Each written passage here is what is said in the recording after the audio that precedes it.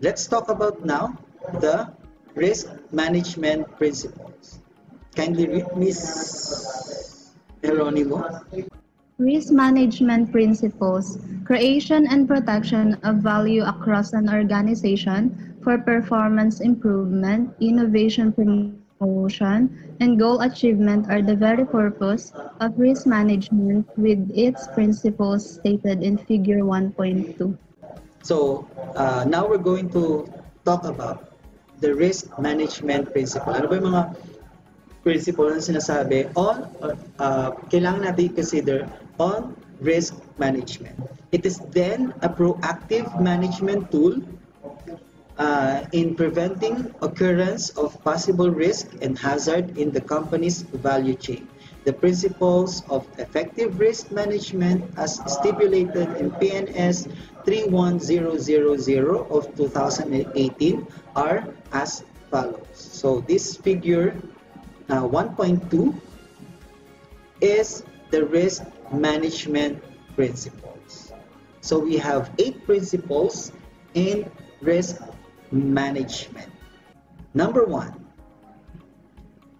integrated. Can someone, Ms. Musa, what do you mean by integrate as regard to risk management? Why it should be integrated? Ano po sir, parang pinagsasama-sama po siya, ganun po. Okay. Pagsasamahin po. Pagsasama-samahin or i-coordinate natin siya, ililink natin siya in each and every department of the organization.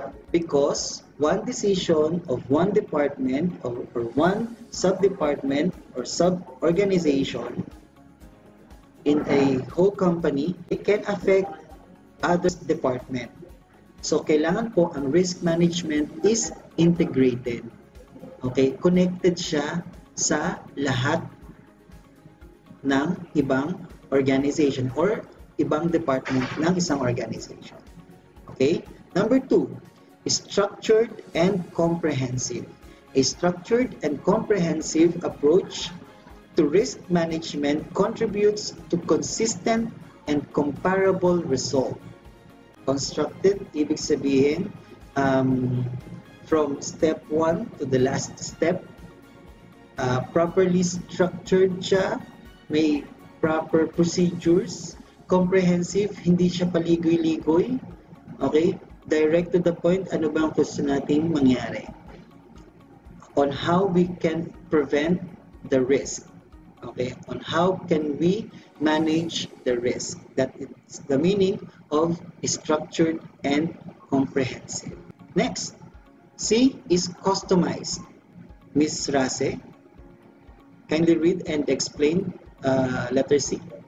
Customized. The risk management framework and the process are customized and proportionate to the organization's external and internal context related to its objective. So, pag sinabi po natin customizer, based on my understanding po, pag sinabi pong customize in risk management, kumbaga, aayusin po or ipapasadya po natin yung mga context po. Kumbaga, parang aayusin na po natin yung management po para makaiwas po tayo sa risk. Okay. Di ba pag sinabi nating customized car, ikaw po mismo yung may idea nung gagawin mo. Okay, that's very good. Ibig sabihin, idedepende mo yung process, yung gagawin mo based on the need of your objective. Ibig sabihin, pwede siyang magbago. Pwede mo siyang pagandahin pa. O, sabi ni Mr. Basilio, ipapa-improve mo yung framework para po mas maayos yung pag-iwas sa risk. Pwede siyang baguhin. Pwede siyang i-adjust based on the needed requirement of your objective. That is the meaning of customize. Then, number 4.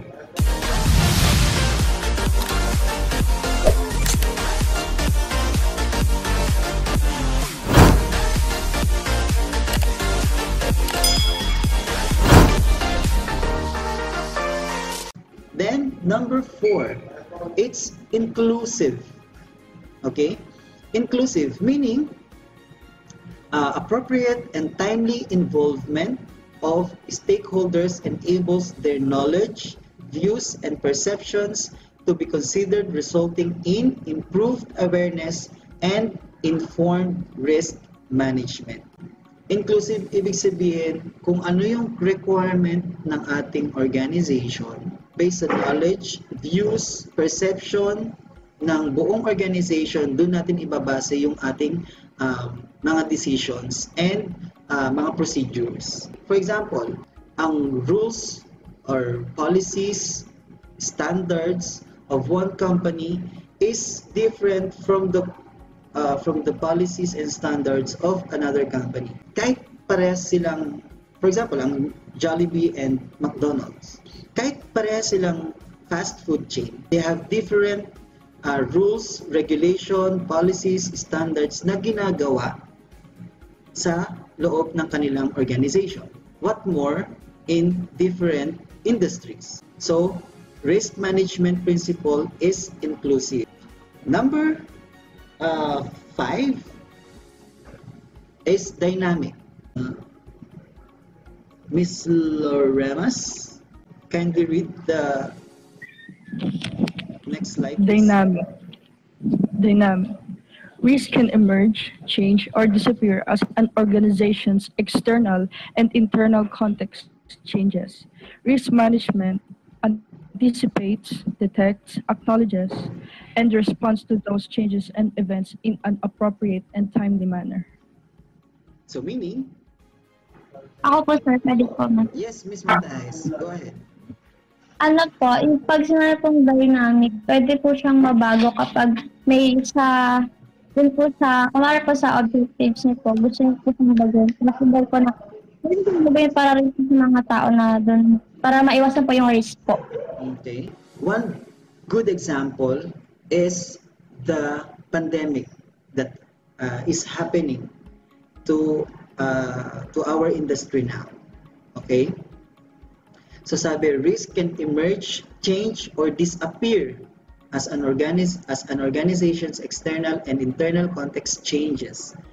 Since because of pandemic, ang daming nagbago, so kailangan nating mag-adapt kung ano yung pagbabago na meron externally. So nagkaroon ng quarantine, nagkaroon ng restrictions. So kailangan nating, as an organization, we have to also change. Sorry, hindi ko nakita yung message mo. Para kung paano mo po ma-adapt yung change. Yan, that's correct. Dapat tayo ay handa. Dynamic or, sabi ni Mr. Degit, dynamic or nagbabago, sir, nag-a-adjust sa isang organization kasi nga po hindi laging stable at pare-parehas yung risk sa bawat organization. Laging pwedeng magbago, sir. Kaya kailangan din mag-adjust. Okay, that's correct. We have to learn to adapt with our environment. Okay, so as regard to risk management, okay, next is the best available information.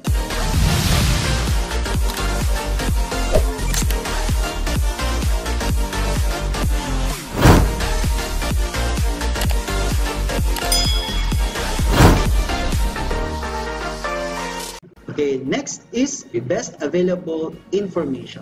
The best available information. Anyone? Please read. Ms. Musa. Best available information. The input to risk management are based on historical and current information and on future expectation. Risk management explicitly takes into account any limitation and uncertainties associated with such information and expectation. Information should be timely, clear, and available to relevant stakeholders. So, meaning po, kung ano yung best available information na meron tayo, and our information na makukuha or meron should be timely, it's clear, and available to relevant stakeholders. Ibig sabihin po, information that we can get is very important kasi doon tayo magbabase ng ating mga decision.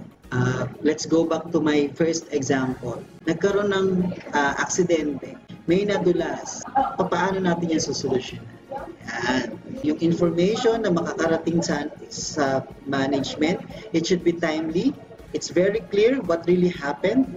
Kasi if we're going to give our stakeholders, our management, a wrong information, misleading information, yan, it should be fact. Baka mamaya kasi sabihin nung nakakita, si employee X, and nagpakadulas lang yan, ganyan. Sinasadya niya yan.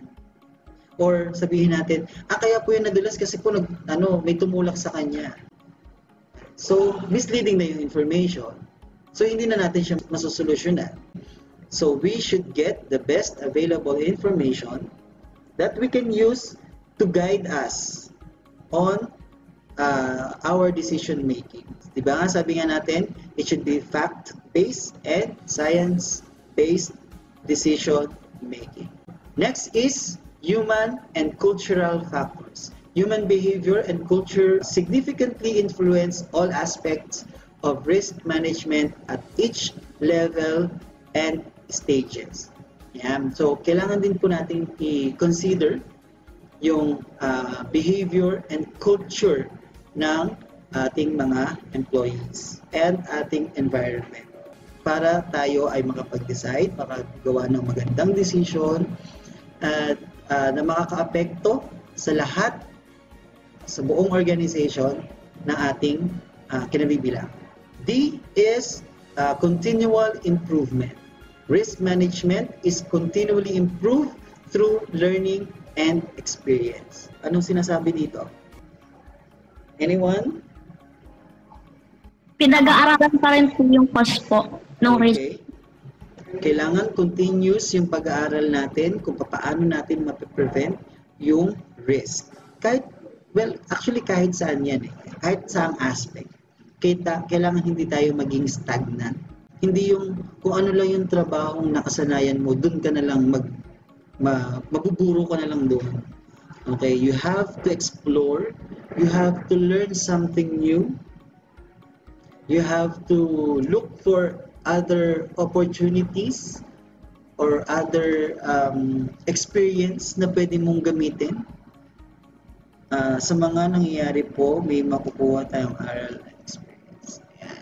In our everyday experience or work, meron tayong makukuha experience and knowledge na magagamit natin in the next day.